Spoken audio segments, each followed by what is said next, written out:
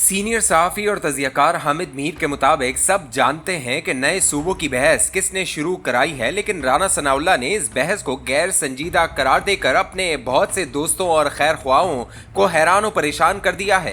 रोजनामा जंग में राना साहब के शाया होने वाले एक बयान के मुताबिक उन्होंने इलेक्शन कमीशन ऑफ पाकिस्तान के बाहर साफियों से गुफ्तगू करते हुए कहा कि जब कोई खबर नहीं होती तो नई आईनी तरमीम और नए सूबों का शोशा छोड़ दिया जाता है। दूसरे अल्फाज में उन्होंने नए सूबों की बहस को एक शोशा करार देकर इस शोशाबाजी की जिम्मेदारी मीडिया पर डाल दी है। मैंने राना साहब के बयान को बार बार पढ़ा, कभी इस बयान को उल्टा पढ़ा और कभी सीधा पढ़ा। वजह यह थी कि जिस काबीना में राना साहब वजीर आजम के मुशीर बराए सियासी उमूर के तौर पर शामिल हैं, उसी काबीना में अब्दुल अलीम खान साहब भी शामिल हैं। अब्दुल अलीम खान साहब विफाकी वजीर होने के अलावा इस्तेहकाम पाकिस्तान पार्टी के सरबराह भी हैं और उन्होंने अल ऐलान नए सूबों के क़याम को पाकिस्तान की अहम ज़रूरत करार दिया है। अब्दुल अलीम खान का ताल्लुक हुकूमत से भी है और मीडिया से भी है, क्योंकि वो एक टीवी चैनल के मालिक भी हैं। ये तो तस्लीम किया जा सकता है कि नए सूबों की बहस मीडिया ने शुरू की है,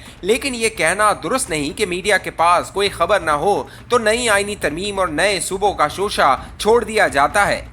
मीडिया के पास खबरों की कोई कमी नहीं है। इससे बड़ी खबर क्या होगी कि राना सनाउल्लाह ने नए सूबों की बहस को एक शोशा करार दे दिया है। इस खबर के अंदर छुपी हुई खबर यह है कि नए सूबों के मसले पर हुकूमत के अंदर इख्तलाफात मौजूद हैं। ये इख्तलाफात उसी नौइयत के हैं जिस नौइयत के इख्तलाफात नए सूबों के मसले पर अंसारी कमीशन में पैदा हो गए थे। नई सूबों की बहस जनरल ज़ियाउल हक ने शुरू कराई थी, क्योंकि वो सिंध में तहरीक बहाली जमहूरियत MRD से सख्त नाला थे। उन्होंने 1983 में मौलाना ज़फ़र अहमद अंसारी की सरबराही में एक कमीशन कायम किया, जिसका मकसद निज़ाम हुकूमत में इस्लाहात के लिए सिफारिशात तैयार करना था। ये कमीशन कई दिन तक नए सूबों की तजवीज़ बहस करता रहा, लेकिन इस कमीशन के 22 अरकान में नए सूबों के क़याम पर इत्तफाक न हो सका और आखिरकार अंसारी कमीशन की रिपोर्ट में नए सूबों का मामला जनरल ज़ियाउल हक पर छोड़ दिया गया। जनरल ज़ियाउल हक सिंध में पीपल्स पार्टी को कमज़ोर करने के लिए सिंध में नए सूबे बनाना चाहते थे, लेकिन जब पंजाब में सराइकी सूबे, खैबर पख्तूनख्वा में हज़ारा सूबे और बलूचिस्तान में जनूबी पश्तूनख्वा सूबे के मुतालबे ने जोर पकड़ा तो जनरल ज़ियाउल हक पीछे हट गए। 18वीं तरमीम की मंजूरी के बाद नए सूबों की बहस दोबारा शुरू हो गई। साबिक army chief general Qamar Javed Bajwa ने 18वीं तरमीम को शेख मुजीबुर रहमान के 6 नुकात से ज्यादा खतरनाक करार दिया था, क्योंकि इस तरमीम ने सूबों के इख्तियारात में इजाफा किया था।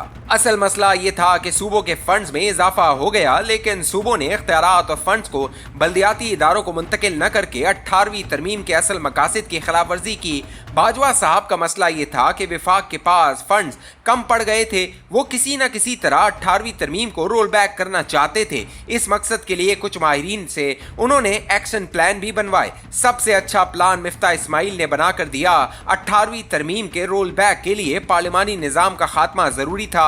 पार्लिमानी निज़ाम को रोल बैक करने से कबल ही बाजवा साहब के अपने ही लाए हुए वज़ीर आज़म इमरान खान से इख्तलाफात पैदा हो गए। इमरान खान अपने साथ साथ बाजवा को भी लपेट कर ले गए। जब भी पाकिस्तान में नए सूबों की बहस शुरू होती है तो सबसे पहले भारत का हवाला दिया जाता है, जहां 28 रियासतें और 8 यूनियन टेरिटरीज हैं, जिनमें दिल्ली, जम्मू कश्मीर और लद्दाख भी शामिल हैं, जो बराह रास्त विफाक के ज़ेर इंतज़ाम हैं। दलील ये दी जाती है कि अगर भारत की इंतज़ामी इकाइयाँ 14 से 36 हो सकती हैं तो पाकिस्तान के इंतज़ामी सूबों की तादाद 4 या 6 से 12 क्यों नहीं हो सकती। नए सूबों के हक में सबसे बड़ी दलील ये दी जाती है कि इनकी आबादी कम हो जाएगी और इनका इंतज़ाम चलाना आसान हो जाएगा। मुझे ज़ाती तौर पर किसी की नीयत पर शक नहीं और नए सूबों की तजवीज़ का मकसद भी पाकिस्तान को बेहतर बनाना नजर आता है, लेकिन इस मामले में भारत की मिसाल देना कतई गलत है। भारत में नए सूबों या रियासतों के क़याम के लिए 1953 में एक कमीशन बनाया गया, जिसने 1955 में एक रिपोर्ट पेश की।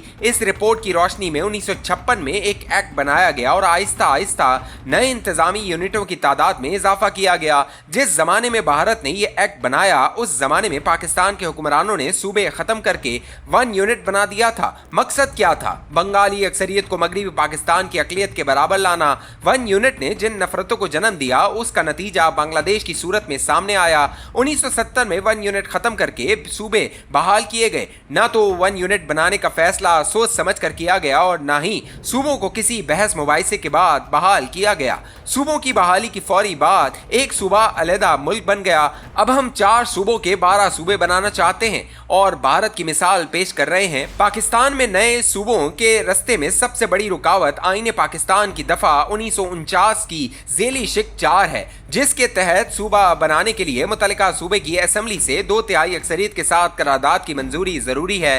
क्या सिंध या खैबर पख्तूनख्वा की सूबाई असेंबली ऐसी करारदाद मंजूर कर देगी? बलूचिस्तान का वजीर आला सरफराज भुगटी शायद नए सूबों की हिमायत कर दे, लेकिन फिर मौसूफ को पाकिस्तान पीपल्स पार्टी की नाराजगी का सामना करना पड़ेगा। नए सूबों की बहस में इस पहलू को नजरअंदाज न करें कि पाकिस्तान का लफ्ज पंजाब के पे, अफगान के अलिफ, कश्मीर के काफ, सिंध के सिंध और बलूचिस्तान के तान से मिलकर बना है। नए सूबों की तश्कील में इन अल्फाज की अहमियत को नज़रअंदाज नहीं किया जा सकता। अगर पाकिस्तान को एक तजर्बागाह बनाने के बजाय बल्दियाती इदारों को बाइख्तियार बनाया जाए और टैक्स दहंदगान की तादाद में इजाफा किया जाए तो बहुत से मसाइल हल हो सकते हैं। फिर भी अगर किसी ने जोर ज़बरदस्ती से नए सूबे ज़रूर बनाने हैं तो 8 नए वज़राए आला, 8 नए गवर्नरों, 8 नई असम्बलियों और 8 नए हाई कोर्ट समेत दीगर इंतजामात का खर्चा कहाँ से आएगा?